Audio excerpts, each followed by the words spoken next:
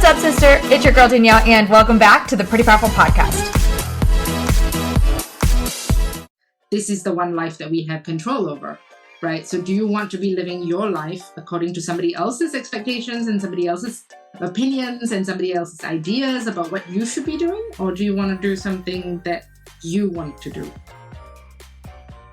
When I got this bio in saying everything that our guest today is all about, I was like, yes, girl, we need this in our lives. I want to hear all the things. So selfishly, this podcast interview is for me because I want to know all about our guest today and everything she's about and everything she has to share. And you guys are in for a special treat. So thank you for being here. I'm going to introduce her real quick, but then I'm going to really just let her go because she's got some juicy stuff to share with us today. So today we are welcoming Crunch to the podcast, and her mission is to support folks, particularly women, who are going through a big life transition. Breakup, divorce, career change, kids flying the nest, those kind of things, to connect with their deep inner self and desires through the vessel of transformational travel. I feel like I need to take a pause there. Like transformational travel. I've never heard it put that way. That is fabulous. All right. And having living a nomadic lifestyle for the past 10 years and traveled over 50 countries, Crunch has experienced and still is experiencing the power of travel and creating transformation in her life. And she wants to be able to share the magic of travel with others. And she has her highly customized GPS program, which I'm going to dig into. And she enables and empowers people to take the next steps to living their best lives. Yes, girl, Crunch, welcome to the podcast. How are you? Thank you so much for having me. I'm super excited to be on the show and to share all this juicy goodness with your audience. Yay. Okay, so I need to know when you hear the words, because you wrote them, when you say transformational travel, what does that mean to you?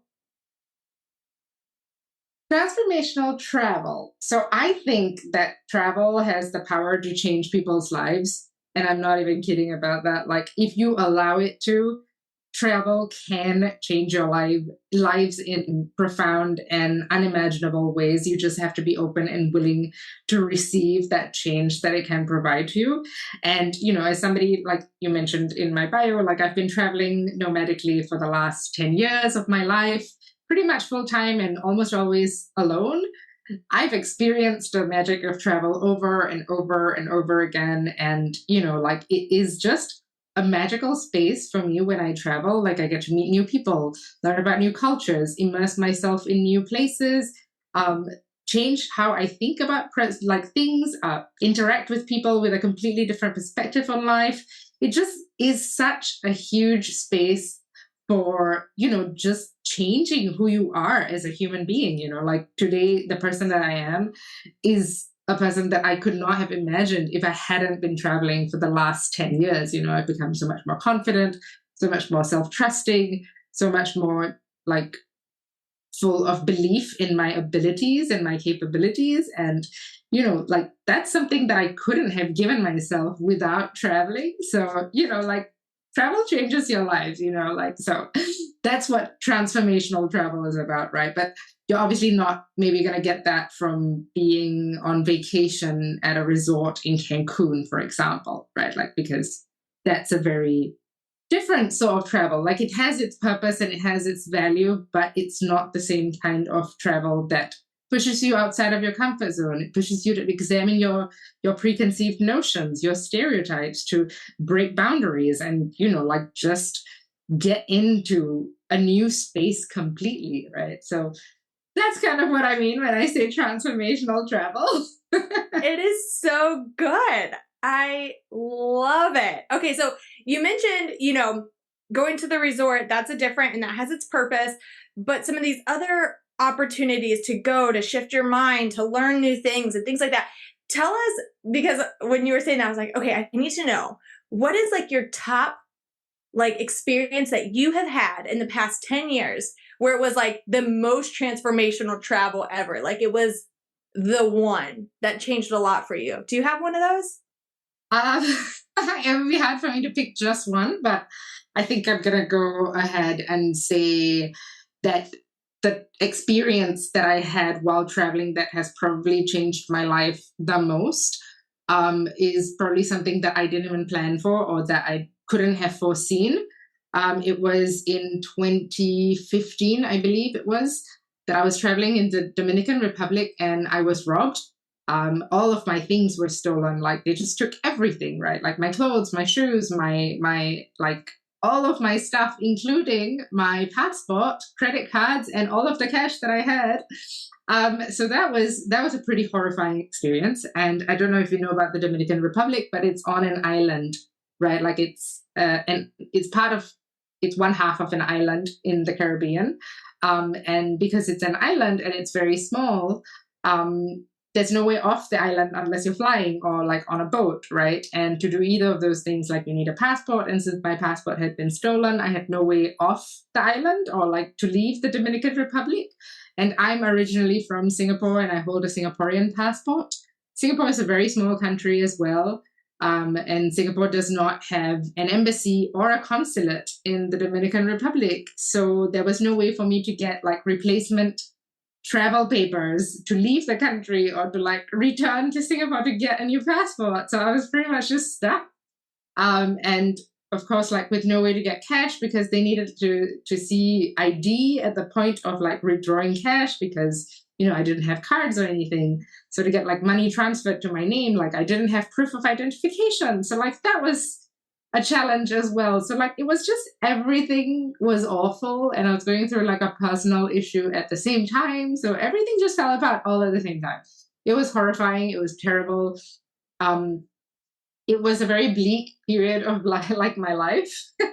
I spent about 10 days in the Dominican Republic without my passport and with no real concept of what I was going to do because there's literally like nothing that you can do as a person with no identification.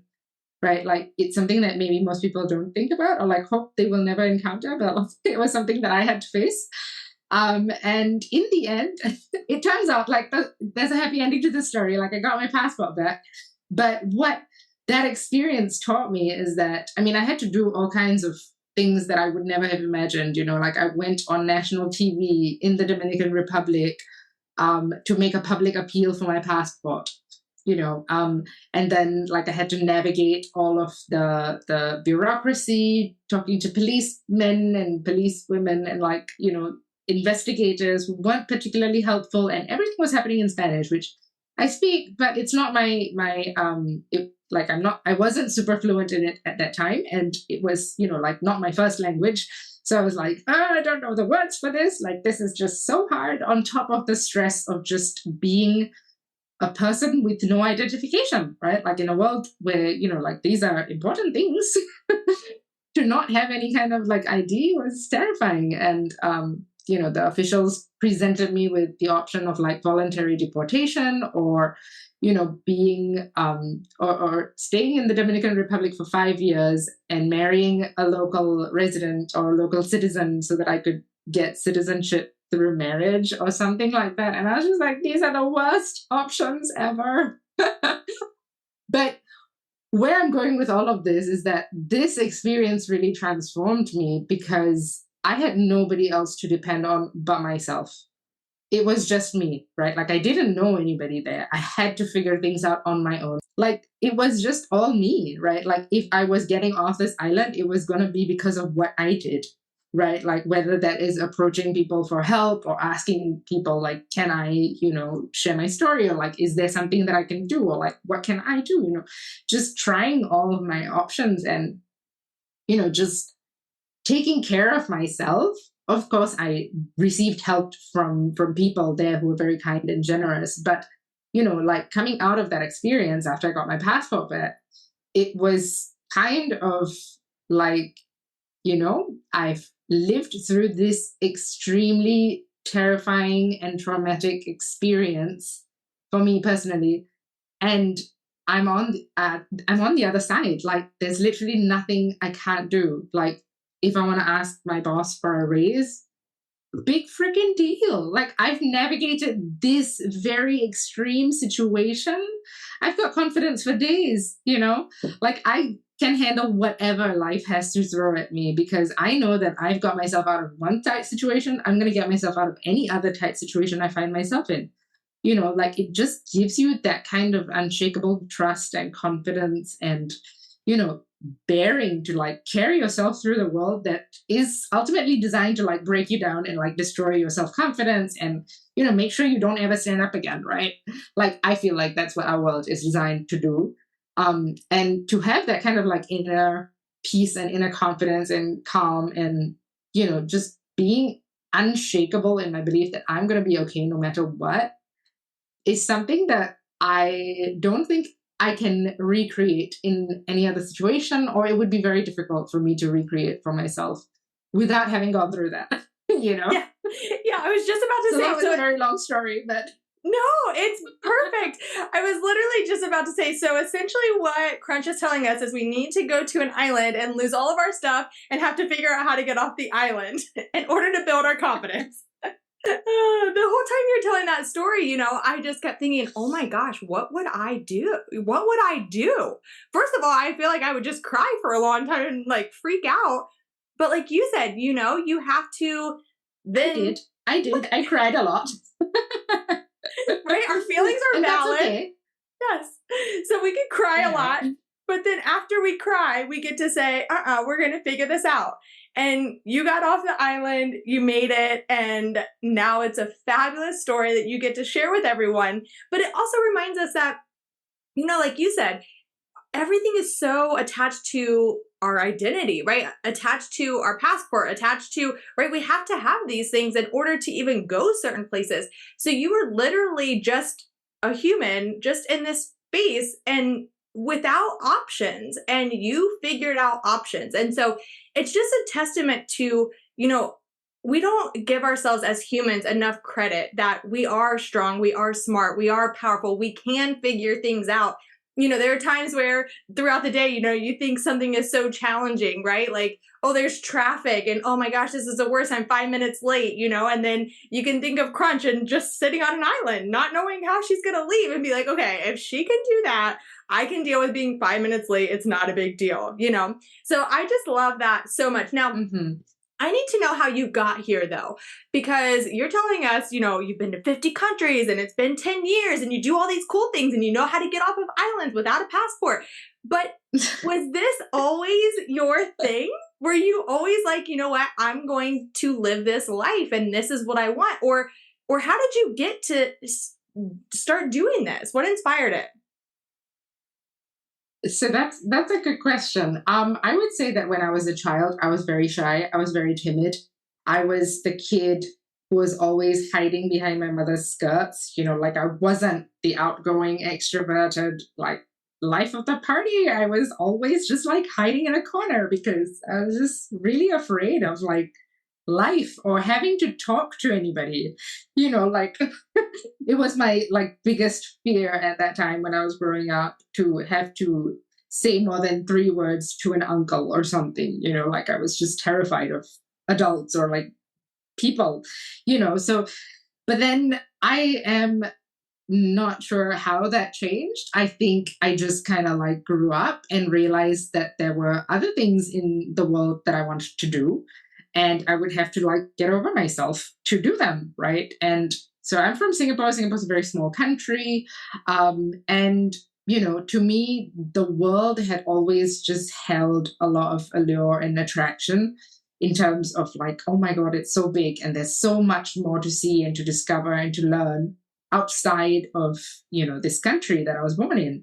Right. And Singapore's great. Like I had a lot of opportunities to travel when I was a kid with my family and stuff, but like, it's a different kind of travel, right? Like traveling with your family, it's completely different. So I was kind of determined that I wanted to see the world.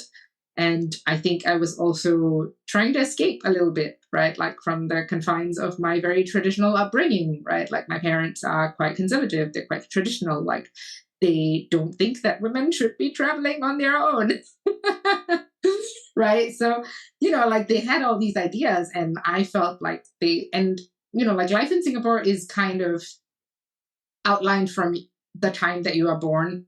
The path is kind of laid out and it's very straightforward for most people.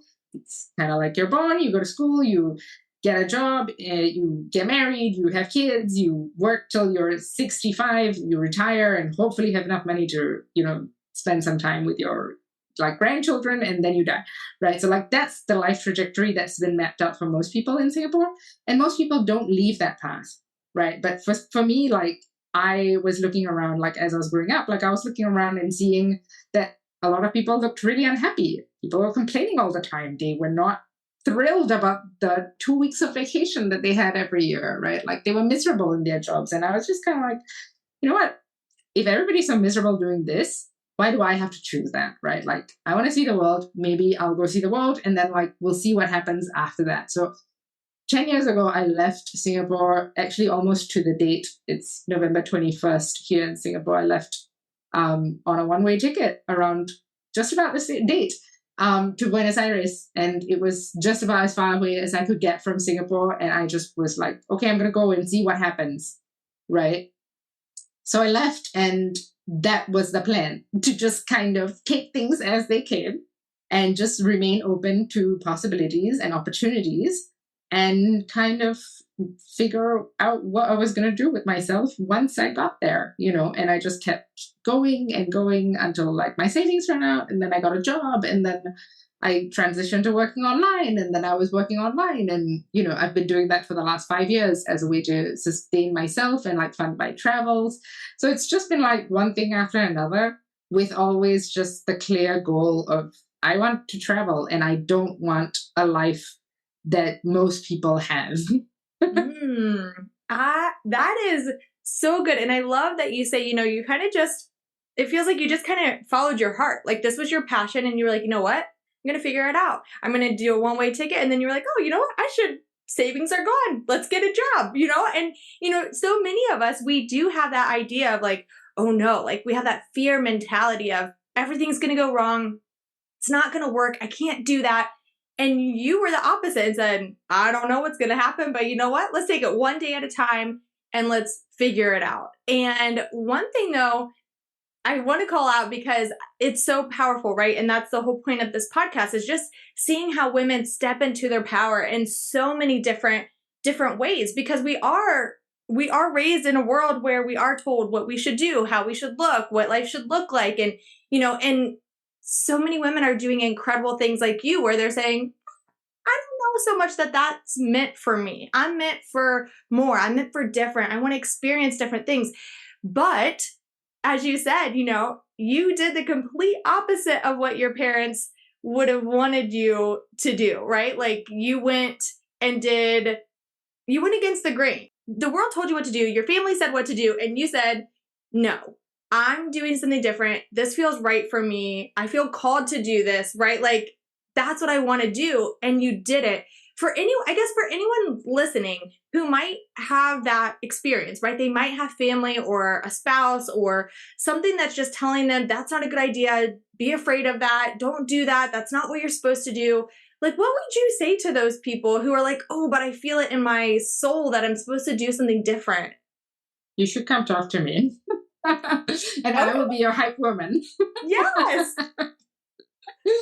No, but seriously, I don't know that there is anything that, that I can say that can convince you if you are not convinced yourself of what you need to be doing in your life, right? Because it's your life. You only have one of it. I mean, as far as most of us know, this is the one life that we have control over, right? So do you want to be living your life according to somebody else's expectations and somebody else's opinions and somebody else's ideas about what you should be doing? Or do you want to do something that you want to do?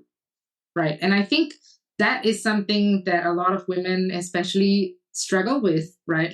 Because we've been brought up like that, right? Since the time we were little girls, right? Our parents tell us, sit nicely, be nice, play nicely, share, don't stand up for yourself, let your brother have the toy, whatever, right? And it starts at a very young age, so getting out of that messaging is very difficult, right? But I think if you give yourself space and time to kind of listen to that inner voice, you can still hear it, because it is still within us, right? Our little inner voice of dreams of whatever that we had when we were children, right? Whether it was being an astronaut or being a ballet dancer or being whatever, or doing whatever, these dreams that we had as children, the person who dreamt those dreams is still inside of us. And if we give that person a little bit of space and a little bit of time to come out, I think we can get in touch with them, and then we can start making those dreams a reality.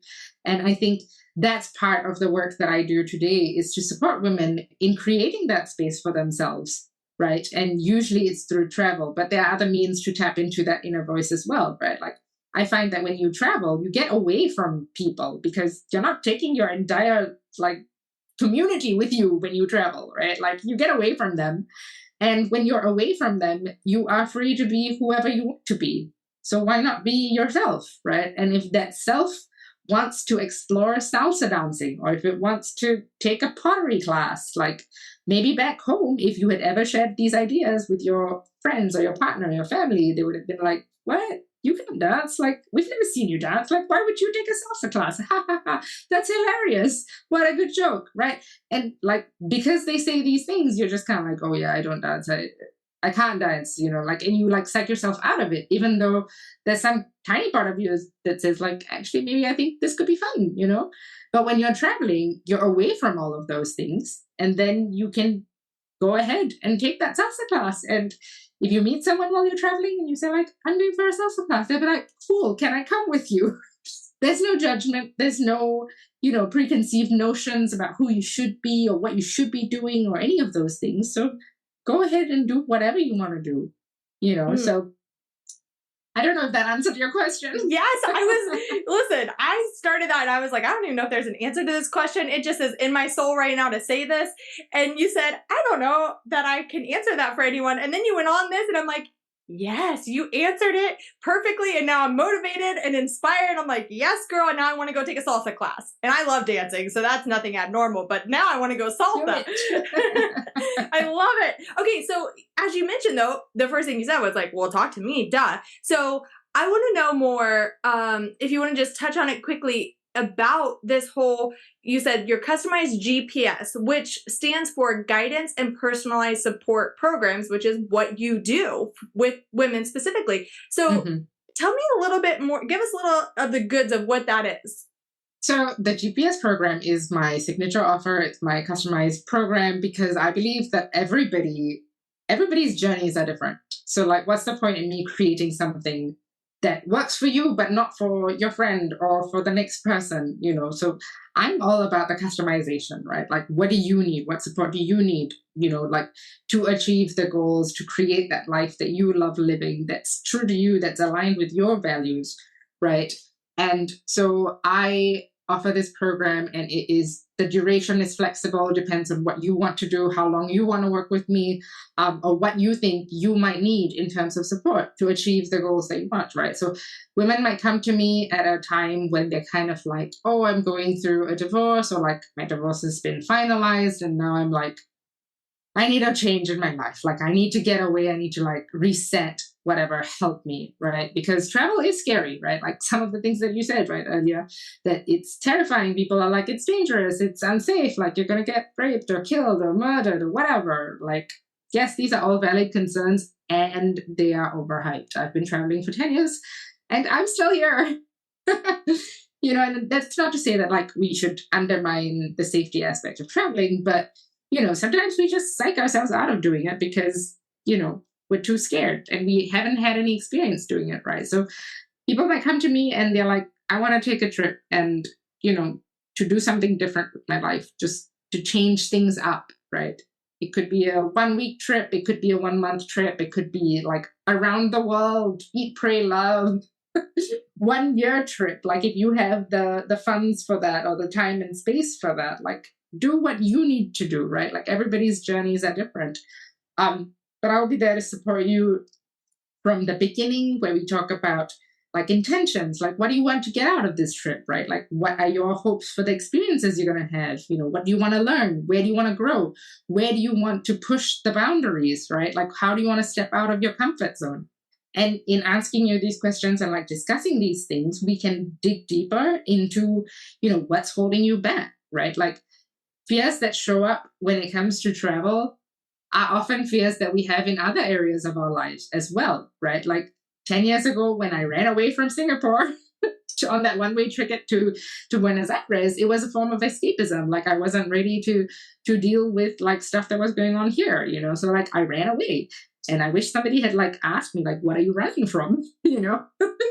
And maybe I would have like arrived at a different destination or a different kind of place in my life, but those questions were never asked, and I had to encounter them later in my journey. But you know, like, we dig deeper into setting those intentions about your travel so that you can craft the perfect itinerary for yourself, right? Like, whatever that looks like for you, whether you've always had a secret desire to go to Egypt and see the pyramids, or to go to the Amazon and hike and be in nature, or if, you know, to just go to New York and like live the life of an artist for a month, or whatever your special dream is, you know, we'll start making that happen. And then during the trip itself, I offer support. I'm right there with you, like through text or email, or, you know, any kind of like on the move kind of support, so that if you run into a situation where your passport's been stolen and you're stranded on an island, I can help you out a little bit, you know, like talk you through the,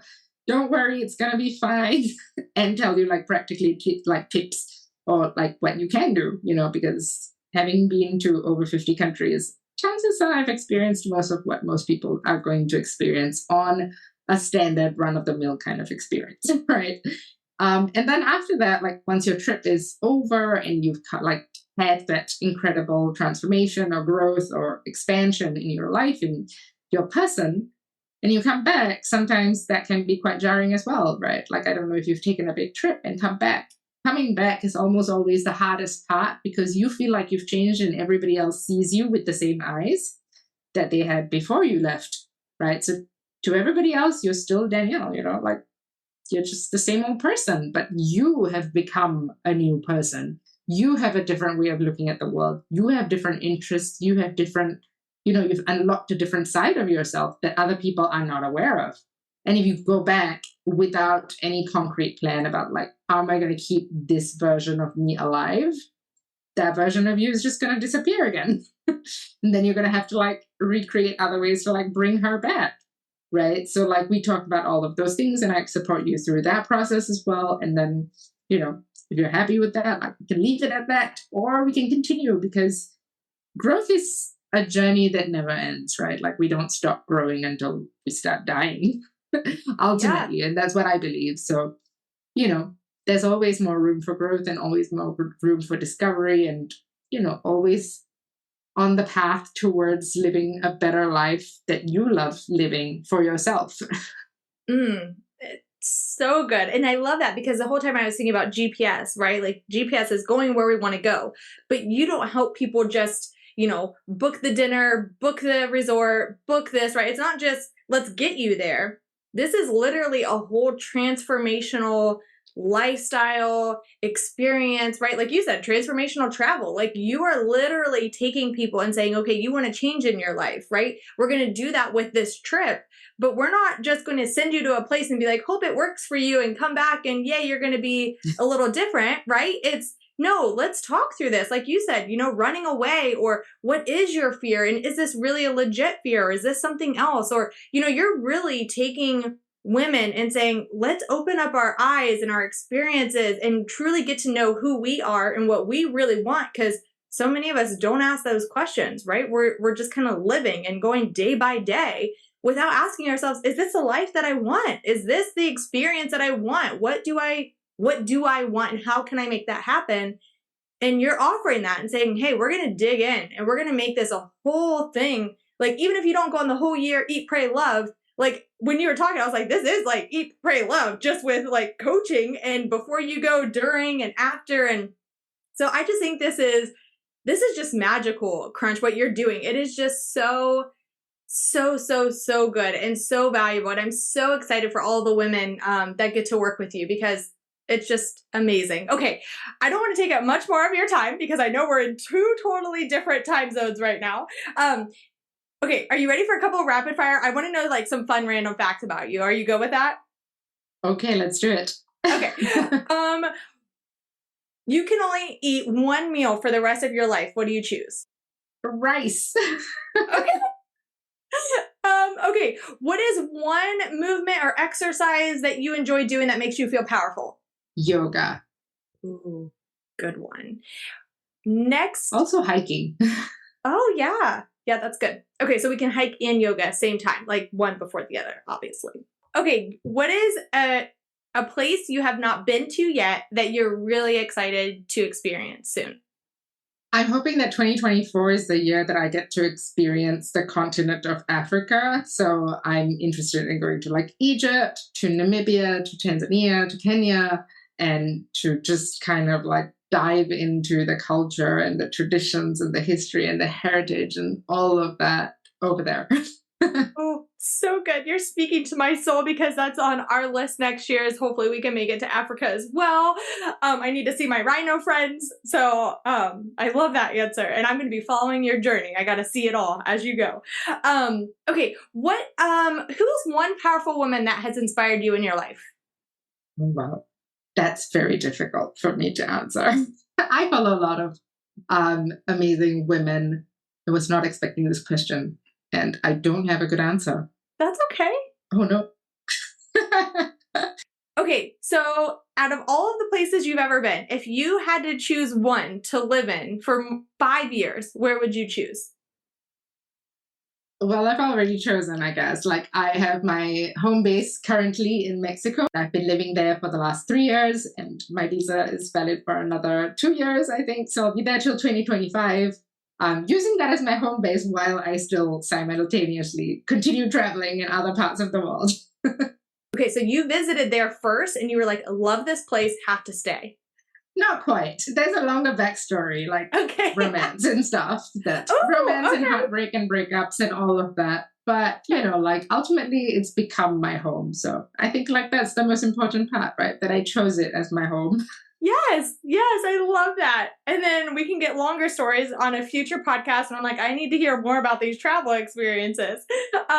So good. Okay, let's do. What is a daily or consistent habit that helps you step more into your confidence and self-love? Probably writing. I write a lot.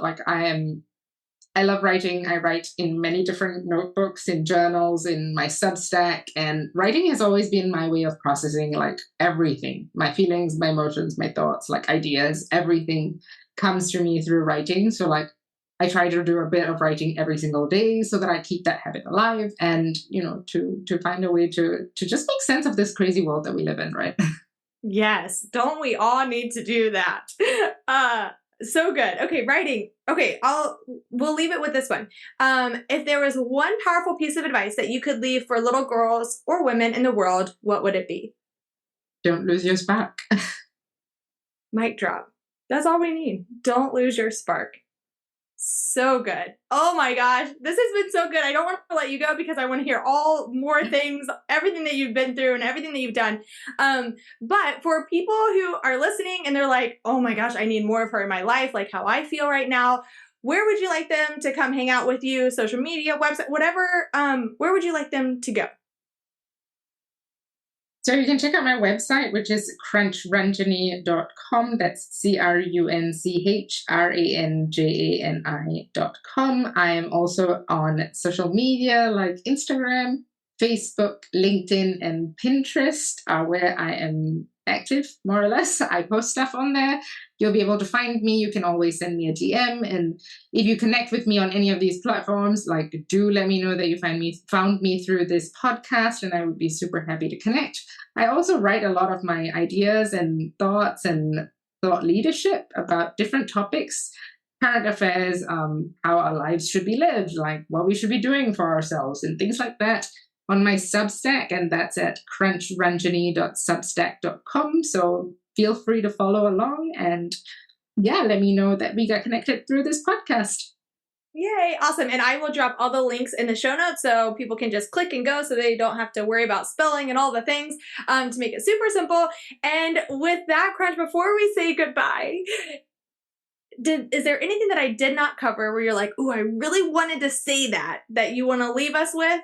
I would just invite anybody who's listening to this podcast to ask yourself, what would you do if you weren't afraid? And go do that thing. I feel like we could have just had the whole podcast, just that one sentence, and been done with it. Because that was no, I really love the rest of it. But that's powerful. With that, my friends, we are going to leave it here because you have gotten so many great nuggets from Crunch. And now we get to go figure out all those things that we're afraid of and the life that we want to live and figure out our own GPS. And when we need support, we go to Crunch. And so I'm just so thankful for you and for this episode because it is so good. It filled my soul. You are powerful and doing powerful things and helping other women step into their power. So that is magical. Change the world one trip at a time, my friend. All right. Thank you so much for being here, Crunch. I appreciate you. Bye, friend. Thank you so much.